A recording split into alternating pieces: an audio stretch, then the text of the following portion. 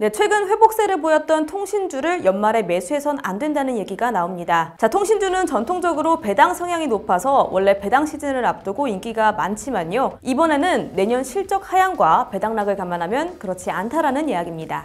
자, 11월 한 달간 SK텔레콤, KT, LG유플러스 등 통신 3사의 상승률은 코스피 상승폭을 밑돌았습니다. 코스피가 11.3% 상승한 와중에 SK텔레콤은 6.2%, KT는 2.8%, LG유플러스는 3.9% 상승했습니다. 더불어서 증권가에선 이번 12월에는 통신주 매수를 자제하라는 메시지가 나오고 있는데요. 우선 3분기 실적이 좋지 않은 점을 들었습니다. 이번에 KT는 3분기 영업이익 3,219억 원을 거두며 전년 동기 대비 29% 감소한 실적을 냈는데요. KT는 통상 4분기에 반영되던 임금 및 단체 협상이 3분기 조기 타결되며 일회성 비용이 발생했다고 설명하기도 했습니다. LG도 마찬가지로 실적이 부진했죠. 3분기 영업이익 2,543억 원으로 전년 동기 대비 11% 줄어들었습니다.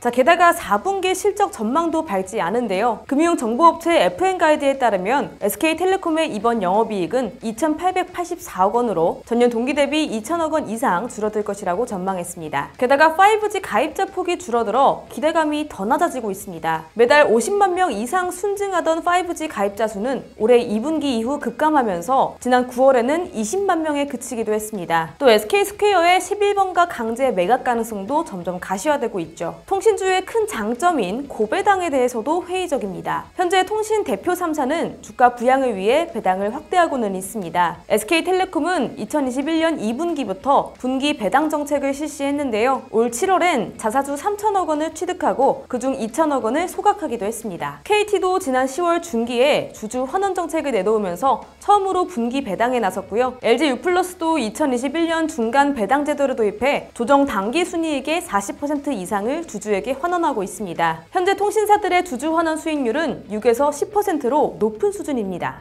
자, 그럼에도 개인 투자자들은 통신주를 손매도하고 있는데요. 금리가 1, 2% 수준이라면 상대적으로 주주 환원 수익률이 높아서 매수 포인트가 될 수 있겠지만 최근엔 금리가 대체로 5%대로 굉장히 높아졌기 때문에 더 높은 배당 성향을 보이지 않는 한 주주 환원에 대한 매력도가 떨어질 수밖에 없기 때문입니다.